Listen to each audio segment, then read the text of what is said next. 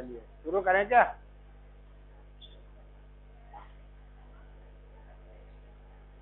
क्या पढ़ाया है एनाटॉमी में अभी? Ribs, bones of thorax. उसमें वर्टिब्रल कॉलम आती है कि नहीं? कहां से कहां तक की? 1 से लेकर 12 तक थोरेसिक वर्टिब्रा पढ़ाते हुए। टिपिकल थोरेसिक वर्टिब्रा का स्ट्रक्चर क्या होता है, T1 कैसा दिखेगा, T12 कैसा होता है, फ्लोटिंग रिब्स क्या होती है। अरे चुप हो जाओ, अब बहुत हो गया।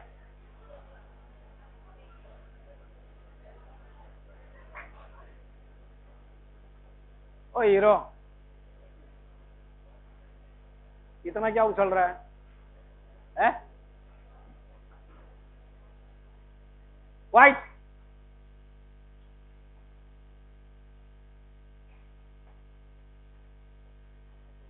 हाँ तू जानी यार, सही जा।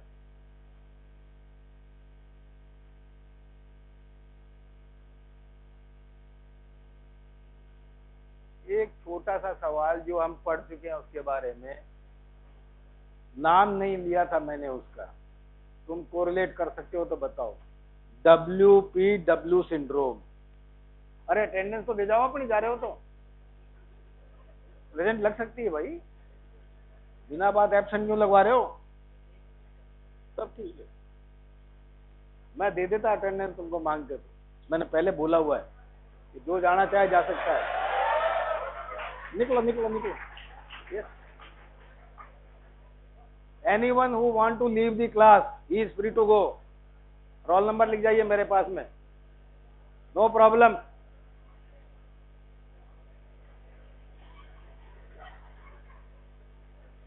मुझे आश्चर्य तब होता है,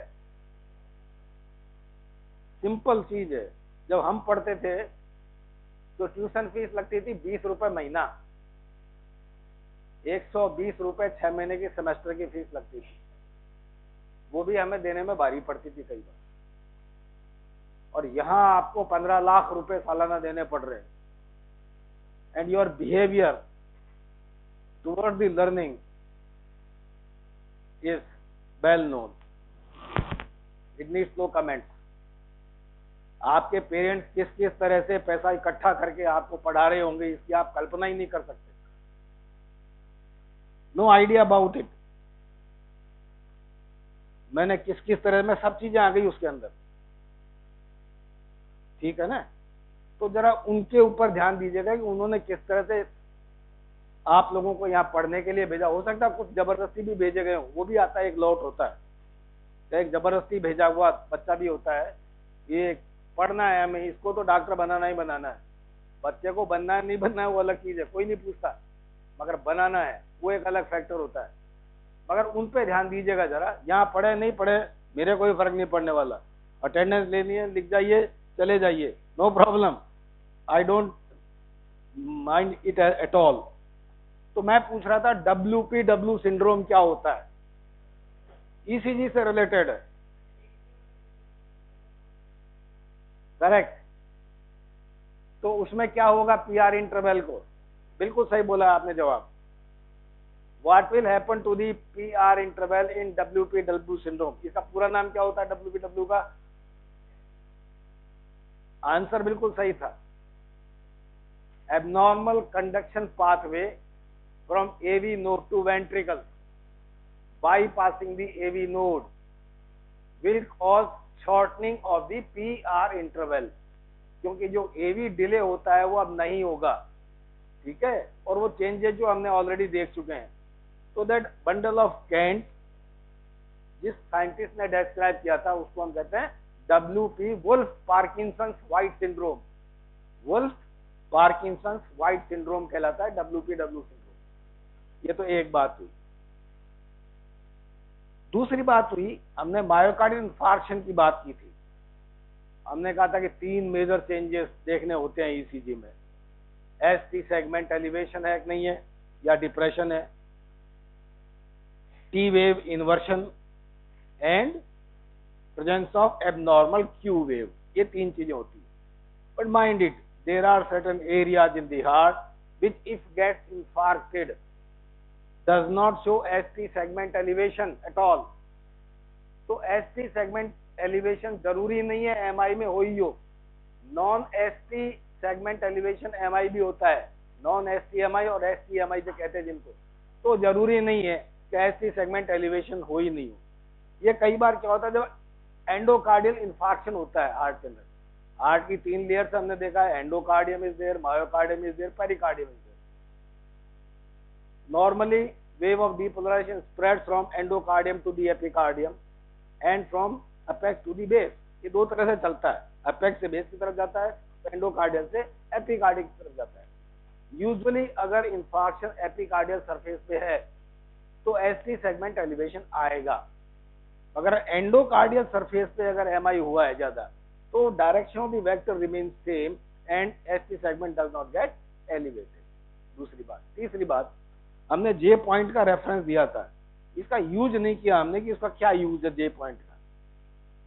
जे पॉइंट का यूज है इंजरी करंट को डिफाइन करने का, उसका मैग्नीट्यूड पता लगाने का।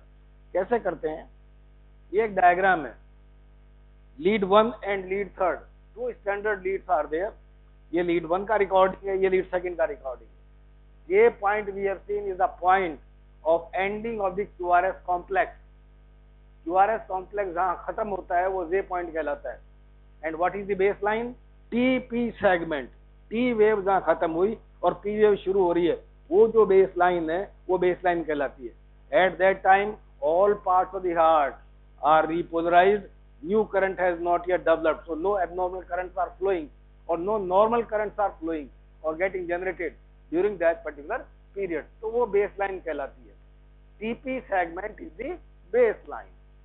तो अब आप TP segment और J point का relationship देखिए, ये this is the ending of the QRS complex here, okay, and this is the TP segment। ये P wave आ रही है, ये T wave चल रही है, ये जो सेगमेंट है ये टीपी सेगमेंट है।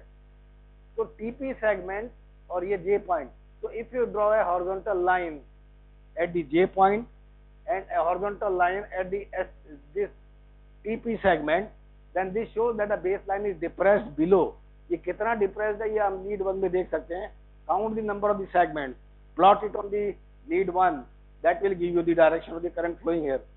ठीक है, the same is third, you can see यहाँ पे जे पॉइंट ऊपर है, बेस लाइन नीचे आ गई है, injury current is flowing in this direction downward, ये यहाँ नेगेटिव में आ गया लीड 3 के में, यहाँ दोनों को प्लॉट करके हमने डायरेक्शन निकाल लिया। The base of the arrow denotes the area of infarction in the heart and the magnitude determines the amount of the heart which is damaged during the myocardial infarction. So that is about the J point and the injury current.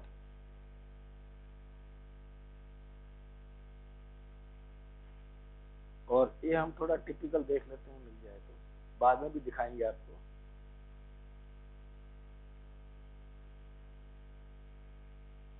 ये normal है।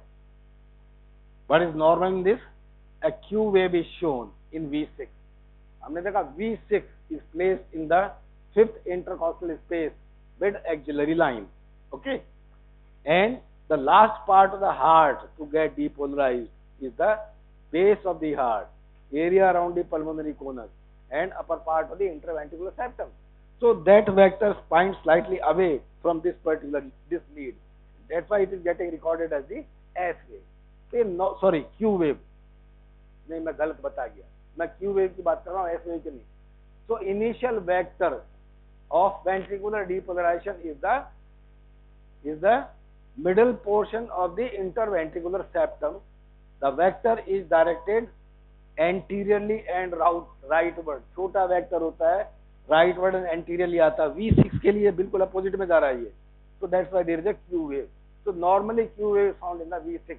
V1, V2, V3, V4 में normally Q wave नहीं आती, आनी भी नहीं चाहिए। अगर V5, V6 में एक छोटी सी Q वेव आ सकती है। अब इसके कंपैरिजन में देखिए, it is showing inferior wall infarction. Inferior का मतलब नीचे की जो वॉल है हार्ट की नीचे की तरफ, ये इंफार्क्टेड है। तो कहाँ चेंजेस आने चाहिए, वही लीड्स यहाँ दिखा रखी है, लीड 2, लीड 3 एंड AVF। ये 3 लीड है जिसमें मैक्सिमम चेंजेस शो करेंगे। Lead 2 is there, you can see it deep Q wave is there, which is more than 25% of the R wave in the same recording. Abnormal Q wave. Lead third, abnormal Q wave. AVF, abnormal Q wave. AVL, no changes there. AVL में कोई बदलाव नहीं दिख रहा. AVL यहाँ से record होती है लेफ्ट आर्म से, ये लेफ्ट आर्म है, ठीक है ना. इंफीरियर वॉल के जो चेंजेस है इसमें नहीं आएंगे और आ भी नहीं रहे. मगर जो भी लीड आपकी इंफीरियर वॉल को एक्सपोज्ड है, फेस कर रही है, उनमें ये आपको क्यू वेव एबनॉर्मल दिख रही है. और एबनॉर्मल क्यों कह रहे हैं हम इसे? बिकॉज द डेप्थ और the magnitude of the Q wave is more than 25% of the height of the R wave in this particular lead. ठीक है. Lateral wall infarction. Lateral का मतलब ये वाली बॉल आ गई. Left ventricle mainly. Lateral wall infarction. Maximum change कहाँ आएंगे? Lead 1 में आएंगे. लीड 1 इस तरह से ओरिएंटेड है तो यहाँ पे लेटरल वॉल का आएगा. फिर लीड सेकंड में बहुत कम आता है, अगर वीआर में चेंजेस आ रहे हैं और सबसे ज्यादा एवीएल के अंदर. नहीं, इसमें चेस्ट लीड दिखानी चाहिए थी. लेटर वॉल में V5 और V6 के अंदर मैक्सिमम चेंजेस आते हैं basically. But you can see ST elevation is seen here. There is a tremendous ST elevation is there. ये आ गई V5 V6 में, you can see lateral wall में V4 V5 V6. यहाँ V4 में maximum changes show कर रहा है. चलिए हो गया ये. अब इसमें ECG में लास्ट बचा है एक छोटा सा हिस्सा, उसको हम देख लेते हैं.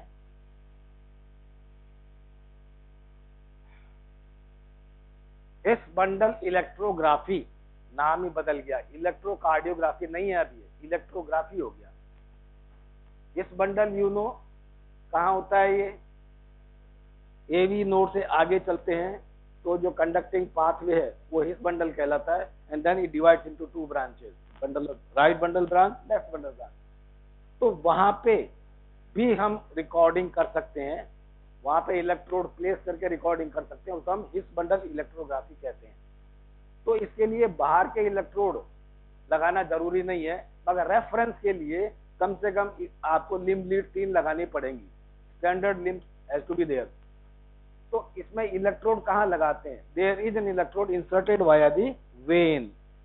वेन के थ्रू कैथेटर डालेंगे, राइट एट्रियम में पहुंचेंगे और राइट एट्रियम में जहाँ ट्राइकस्पिड वाल मौजूद है वहीं एवी नोड होती है, वहां पे उस इलेक्ट्रोड को पोजीशन करेंगे और फिर हम रिकॉर्डिंग करेंगे. तो वो आपकी हिस बंडल इलेक्ट्रोग्राफी कहलाएगी. ये रिकॉर्डिंग है उसकी. सवाल है कि ये क्यों करना चाहिए हमें, ये क्यों करना पड़ता है? Because in and around the AV node, AV nodal block is there, जिसको हम हार्ट ब्लॉक कह रहे हैं, वो AV नोडल ब्लॉक होता है. उसमें 3 एरिया हमने डिफाइन किए थे. एट्रियो नोडल जंक्शन, एट्रिया से नोड के बीच में जो जंक्शन है वो आता है. फिर नोड प्रॉपर आती है, और नोड और हिस बंडल का जंक्शन आता है. 3 एरियाज है. इसमें पेशेंट के outcome, if the block is there, patient outcome will depend upon which part the impulse is blocked. Because if the proper nodal block is there, it may not be so much harmful for the patient, but the outcome for the patient may be highly deleterious if it is beyond the His bundle. मतलब जो AV node के बाद में जो area आ रहा है उस junction पे अगर ब्लॉकेट है तो उसके जो आउटकम है पेशेंट के लिए ज्यादा फेटल हो सकते हैं, खतरनाक हो सकते हैं. इसलिए कई बार जानना जरूरी है. ECG से ये पता नहीं लगता, मगर हिस बंडल इलेक्ट्रोग्राफी करने से पता लगाया जा सकता है कि एग्जैक्टली ब्लॉक कहाँ है. रिकॉर्डिंग देखिए, इसमें 3 तरह की रिकॉर्डिंग आ रही है. एक रिकॉर्डिंग ये है, एक ये और एक ये है. The first recording is of the atrial depolarisation. ऐसे नोड से इंपल्स आ रहा है, आपका जो इलेक्ट्रोड है वो नीचे ट्राइकस्पिड वाल की तरफ है, तो पहले वेक्टर उधर की तरफ ही पॉइंट कर रहा है, ठीक है, मेजर. तो आपका पॉजिटिव रिकॉर्डिंग आ गया ये. मगर उसके साथ ही एट्रिया की पीछे की वॉल्स भी डीपोलराइज हो रही है बाद में. Posterior walls are getting ripples, तो वेक्टर इज गोइंग बैकवर्ड. तो दोनों तरह के वेक्टर रिकॉर्ड हो रहे हैं. एट्रिया के ही नीचे वाला पॉजिटिव आ रहा है और पीछे जो आ रहा है वो नेगेटिव आ रहा है. तो ये एट्रियल डीपोलराइजेशन की वेव्स है. फिर इस दौरान ये हिस बंडल, ये जो नोड है वहां से पास हो रहा है इंपल्स, तो पहले पॉजिटिव और फिर निकल के आगे आगे चला गया तो नेगेटिव डिफ्लेक्शन देगा, और फिर ये आपका वेंट्रिकुलर डीपोलराइजेशन शो कर रहा है. तो all the 3 parts are getting shown as depolarized, atria, his bundle and the ventricles. इसमें देखना क्या है आपको, ए एच इंटरवल देखना होता है और एच और वी वेंट्रिकल इंटरवल होता है। इससे हम डिसाइड करते हैं कि हार्ट में ब्लॉक एग्जैक्टली कहाँ है। That is his bundle electrography. ठीक है, आप दूसरा टॉपिक निकालते हैं।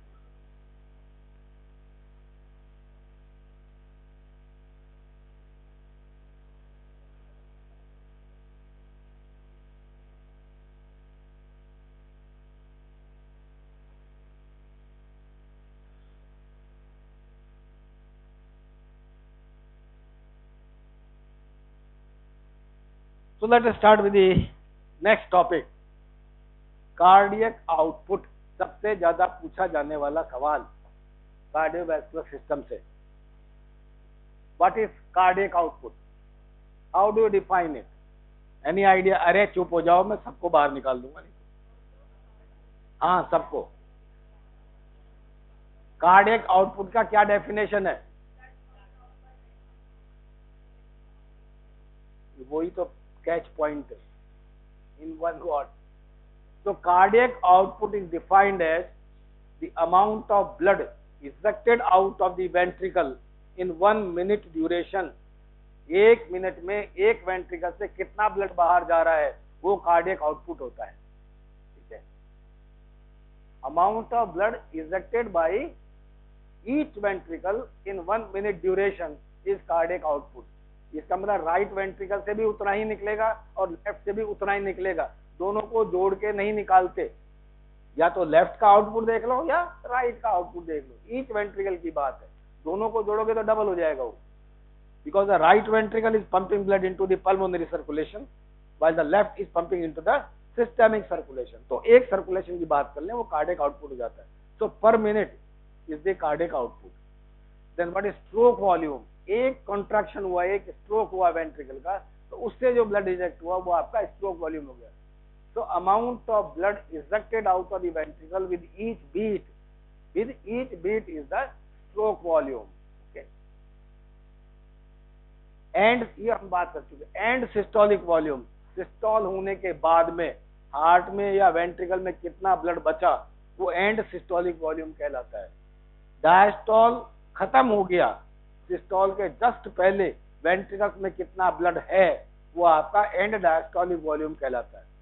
ठीक है, सिस्टोल शुरू होने से पहले the amount of blood in the ventricle before the start the systole और at the end of the diastole is the end diastolic volume. Ejection fraction is the percentage of the end diastolic volume, percentage of end diastolic volume ejected as stroke volume. End diastolic volume example देखेंगे आगे। Normally the ejection fraction is about 55 to 60%। 60% तक जा सकता है, कुछ लोगों में 65% तक भी हो सकता है, मगर नॉर्मल रेंज में 55 to 60% ही देते हैं। इसका मतलब out of the total and diastolic volume 60% of the blood getting ejected is the ejection fraction. Now cardiac index की हम बात करेंगे। तुम्हारा सबका फिजिकल बिल्ट अलग अलग है। ठीक है, मेरा बिल्ट बहुत कम है। एक बड़ा, क्या नाम उसका, अली खदीम, उसका बिल्ट बहुत बड़ा है। मेरा कार्डियक आउटपुट हो सकता है 4.5 लीटर ही हो, उसका अगर 4.5 लीटर हुआ तो गड़बड़ हो जाएगा सारा मामला। उसका हो सकता है 6 लीटर हो, तो क्या उसका एबनॉर्मल है या मेरा कम है? तो how do you relate it? So to relate the cardiac output according to the build of the person or the body surface area is the cardiac index. So cardiac output can be expressed as per unit area of the body। इस body का जो surface area है उसके proportion में अगर हम इसे express करें तो कार्डियक इंडेक्स कहलाती है। So cardiac output divided by the body surface area is the cardiac index। अब उसमें आप जब निकालेंगे तो मेरा भी उतना ही आएगा, उसका भी उतना ही आएगा। Around 3.3 litre per square metre of the body surface area, per square metre of the body surface area. ये थोड़ा सा बच्चों की कैलकुलेशन है। Stroke volume is equal to end diastolic volume minus end systolic volume. ठीक है, वो बच गया। जो निकल गया वो स्ट्रोक वॉल्यूम कहलाएगा, जो बच गया वो एंड सिस्टोलिक वॉल्यूम कहलाएगा, जहां से शुरू किया था वो आपका एंड डायस्टोलिक वॉल्यूम था। तो cardiac output is and diastolic volume minus end systolic volume. एक बीट में ये निकला और हार्ट रेट से गुणा कर दें तो आपका 1 मिनट का आउटपुट आ जाएगा। So that will be cardiac output. और ये सिंपल एक्सरसाइज दे रखी है। So if you normally calculate the cardiac output, it comes to about around or approximately 5 liters per minute is the standard cardiac output value, and the ejection fraction in this example is about 54%। मतलब जितना and diastolic volume था उसका 54% बाहर निकाल दिया, वो आपका ejection fraction हो गया। Now this cardiac output varies by different factors। हम कार्डियक आउटपुट के वेरिएशन देख रहे हैं, then we see how the cardiac output is getting regulated, उसकी हम बाद में बात करेंगे। तो चाइल्ड में कार्डियक इंडेक्स रिलेटिवली या कार्डियक आउटपुट रिलेटिवली ज्यादा होता है, because there is more surface area as compare to the body weight. Body weight के मुकाबले में बच्चे का सरफेस एरिया बॉडी का ज्यादा होता है, इसका मतलब उसकी मेटाबॉलिक रिक्वायरमेंट ज्यादा है, इसलिए उसका रिलेटिवली कार्डियक आउटपुट ज्यादा मिलेगा proportionately. As the age advances, because of the decreased metabolic demand of the oxygen nutrient, the cardiac output decreases and so there is less cardiac output, और cardiac output is less and cardiac index is also less. In case of females cardiac output क्या होगा, ज्यादा होगा कम होगा? कम होगा, क्योंकि females relatively has got more adipose tissue in comparison to the muscle mass. जो लीन बॉडी मास है वो रिलेटिवली फीमेल्स में कम होता है, एडिपोज टिश्यू ज्यादा होता है, और एडिपोज टिश्यू की जो मेटाबॉलिक रिक्वायरमेंट है वो बहुत ज्यादा नहीं होती, इसलिए उनमें ऑक्सीजन की रिक्वायरमेंट कम होती है, तो कार्डियक आउटपुट भी थोड़ा कम होता है फीमेल्स के। बॉडी सरफेस एरिया का हम देख चुके हैं ऑलरेडी, जितना ज्यादा बॉडी सरफेस एरिया होगा प्रोपोर्शनेटली कार्डियक आउटपुट भी उतना ही बढ़ जाएगा आपका।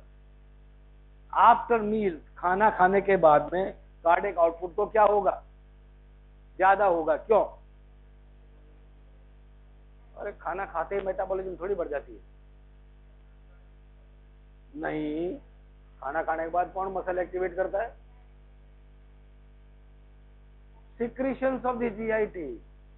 जीआईटी के सिक्रीशन बढ़ेंगे, सिक्रीशन बढ़ने के लिए आपको ब्लड फ्लो बढ़ाना पड़ेगा, तो आपका जो इंटेस्टाइनल सर्कुलेशन है, एंटरिक सर्कुलेशन में फ्लो बढ़ेगा। एंटरिक सर्कुलेशन में फ्लो बढ़ेगा तो कार्डियक आउटपुट को बढ़ाएगा। When the vessels of the intestine dilate, they will cause decrease in the peripheral resistance। आगे बात करेंगे इन सब फैक्टर्स की।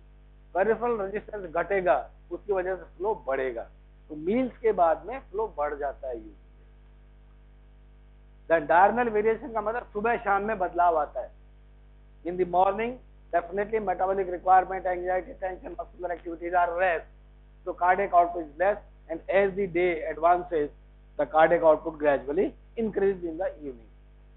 After exercise, always, whatever may be the grade of exercise, it may be mild, moderate, severe, कितनी भी होगी cardiac output हमेशा बढ़ेगा, always will increase. Factors will discuss about how that happens. Then other variations are there. Pregnancy में cardiac output बढ़ेगा, क्यों? तो foetus होने से क्या हुआ? नहीं, खून नहीं चाहिए उसको, खून तो मदर में ही रहता है। Mother's blood does not enter into the foetal circulation, not at all. Mother circulation अलग है, प्लेजेंटल सर्कुलेशन अलग है, दोनों में ब्लड मिक्स नहीं होता कभी भी, ध्यान दीजिएगा। रिक्वायरमेंट तो है ही भाई, फीटस को न्यूट्रिशन और ऑक्सीजन रिक्वायरमेंट मिलेगा कहां से? मदर्स ब्लड से ही मिलेगा, मगर उसका कारण अलग है, उसके पीछे कारण भी तो होना चाहिए, फिजियोलॉजी भी तो होनी चाहिए, फिजिक्स भी होनी चाहिए। मैटरनल सर्कुलेशन और foetal circulation becomes a part of the maternal circulation. Okay, so what happens, जब वो एक्स्ट्रा ब्लड वेसल्स ऐड हो रही हैं सर्कुलेशन में, तो रेजिस्टेंस को घटाती हैं। वो resistance to the flow of the blood हम हेमोडायनेमिक्स में बात करेंगे। When the resistance is added in parallel more than in series, then it decreases the total resistance, and the total resistance decreases, it causes increased flow, and that flow changes 16 times in the change of the diameter. अगर vessels का diameter आधे centimetre से 1 कर दिया जाए तो resistance घटा, आधा रह गया, मगर फ्लो 16 गुना बढ़ जाता है उसकी वजह। जब 16 टाइम चेंज, R4 से वैल्यू बदलती है। आगे बात करेंगे इसके बारे में। So during pregnancy, because of the addition of the fetal circulation, there is an increase in the cardiac output. So during pregnancy, cardiac output remains elevated. Okay. Then thyroxine is a hormone secreted by the thyroid gland, has got direct effect upon the basal metabolic rate of the person, and that will always cause increase in the cardiac output. Third one, anxiety and excitement. Again, cardiac output will increase. High altitude पे क्या होगा cardiac output का? Respiration में पढ़ा दिया होगा, पढ़ा दिया। Acclimatisation to the high altitude, cardiac output बढ़ेगा, बिल्कुल ठीक है। पोस्चर से क्या होगा? Person is lying down, person is sitting, person is standing. Standing में ज्यादा होगा। ज्यादा क्यों होगा? अपोजिट कहाँ जाना है? और ऊपर तो इतना सा ही पार्ट है, नीचे पार्ट तो ज्यादा है। टांगे मोटी मोटी हैं, बड़ी बड़ी टांगे, ज्यादा मसल मास है। यहाँ इधर तो कुछ है ही नहीं, खोपड़ी तो है, उसमें ज्यादा मसल मास है ही नहीं। ये हार्ट की लेवल के ऊपर है, तो कुल मिला के इतना सा ही तो हिस्सा है। नहीं, it is nothing to do with energy requirement. Resting cardiac output is maximum in the lying down position. जब आदमी बैठता है या खड़ा होता है तो नीचे से ब्लड कम रिटर्न होता है ग्रेविटी की वजह से। उल्टा सोच रहे हो, there is a less return of the blood because of the gravity toward the central portion. Heart की तरफ कम ब्लड आता है, ये मोमेंट्री फिनोमिना है। हार्ट की तरफ ब्लड कम आएगा तो इजेक्ट भी कम होगा, तो कार्डियक आउटपुट घट जाएगा। मगर थोड़ी देर में स्टेडी स्टेट सिचुएशन आती है और करीब करीब बराबर हो जाता है। But posture change in the posture definitely affects the cardiac output. Anemia. What will happen to cardiac output in anemia? Anemia, you all know what happens in anemia. Increase होगा, बिल्कुल ठीक है। क्यों?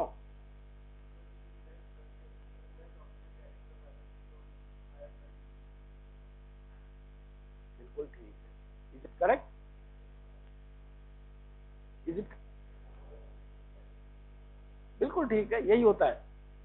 Because of decrease in the oxygen carrying capacity, so more blood is required per unit time to supply the required amount of the oxygen and the nutrients.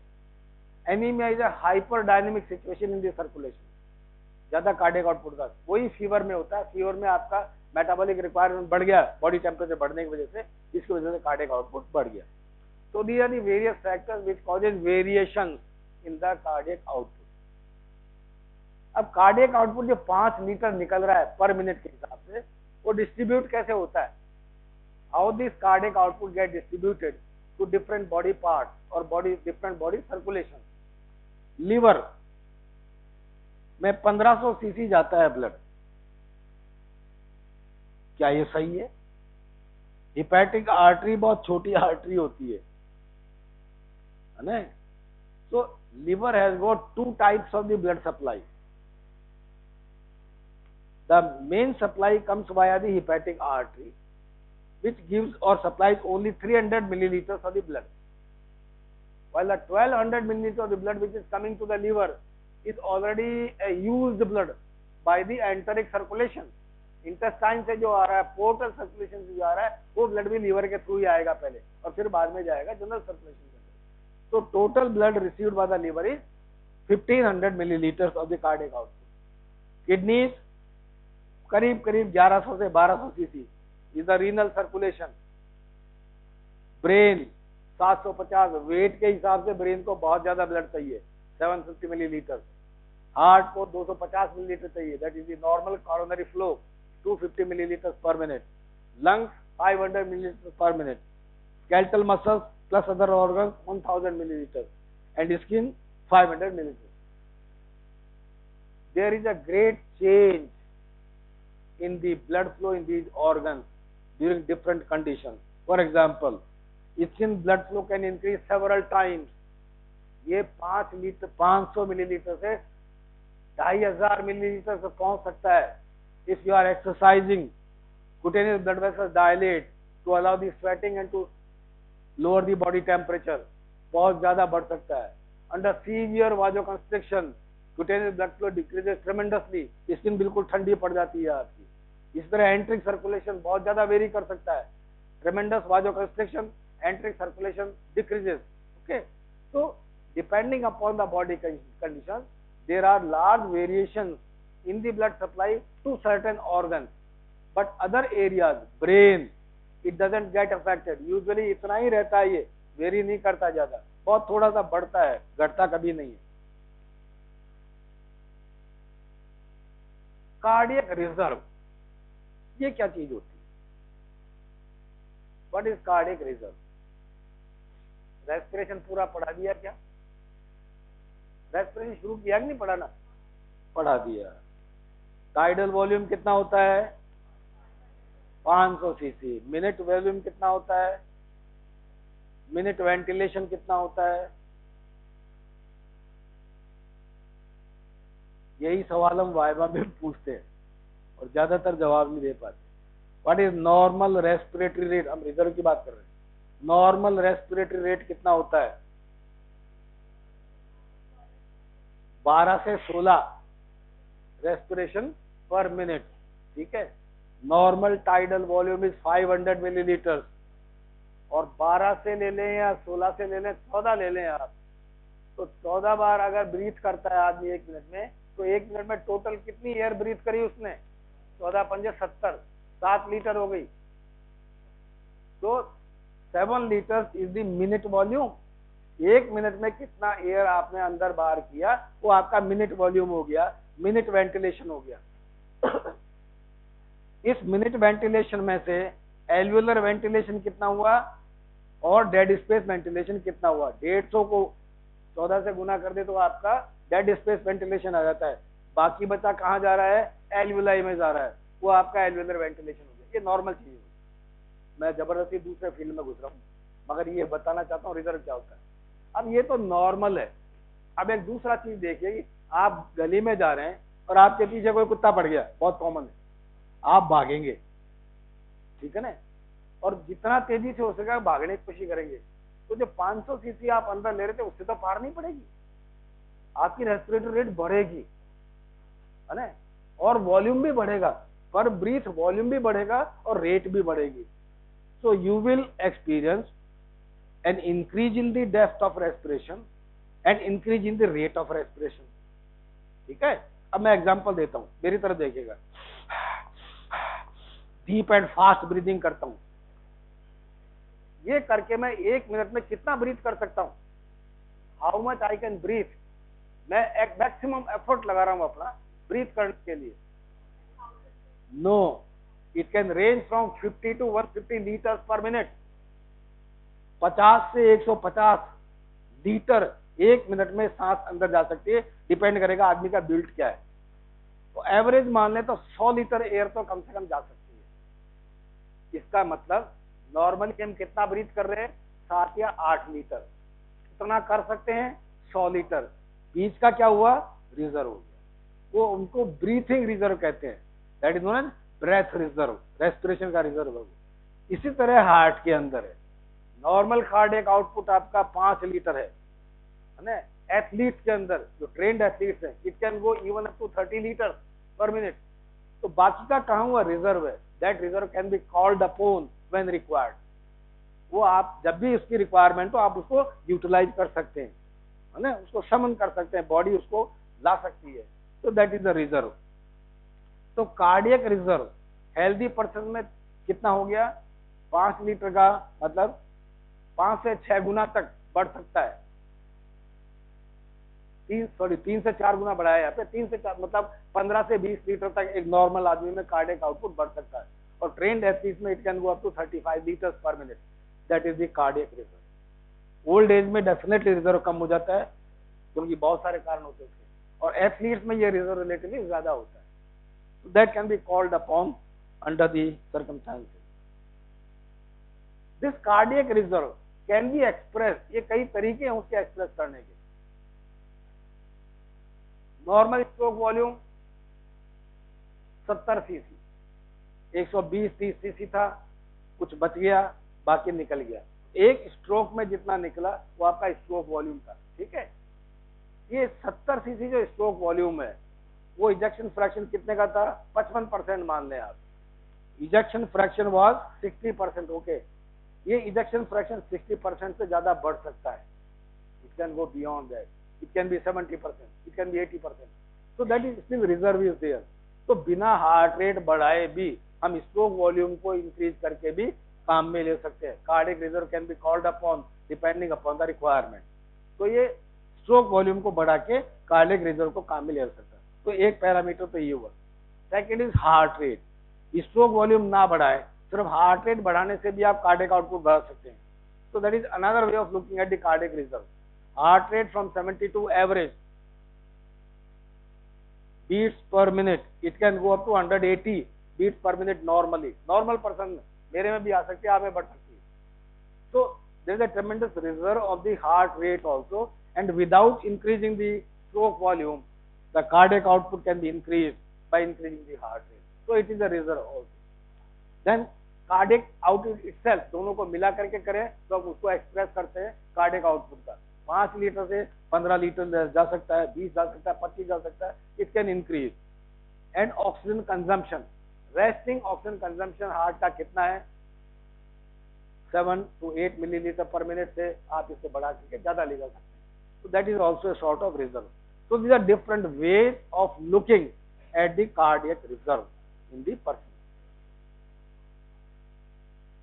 समय हो गया क्या? वो खांसी से पता लग जाता है. So we will in the next class we look how to measure the cardiac output. जो भी आ रहा है उसको कैसे मेजर करें हम कार्डियक आउटपुट.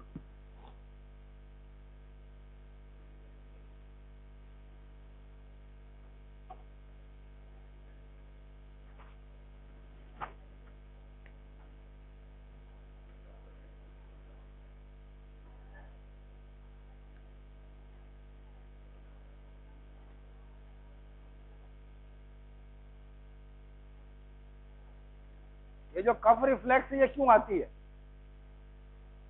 एक तो ये तो वॉलेंटरी होता है कई बार, तो otherwise it is a reflex phenomena. Why it is there? No no diaphragm का क्या लेना देना है खास? कुछ क्या हो रहा हो, कुछ क्या होता है रेस्पिरेशन में, कुछ में तो हड्डी फंस जाए तो आदमी मर जाता है. कई एग्जाम्पल हो चुके हैं. आप फिश खा रहे हैं, उसकी हड्डी आपने निकाली नहीं प्रॉपर्ली, गले में जाके फंस गई, रेस्पिरेटरी स्पाज्म हो गया एंड द पर्सन डाई.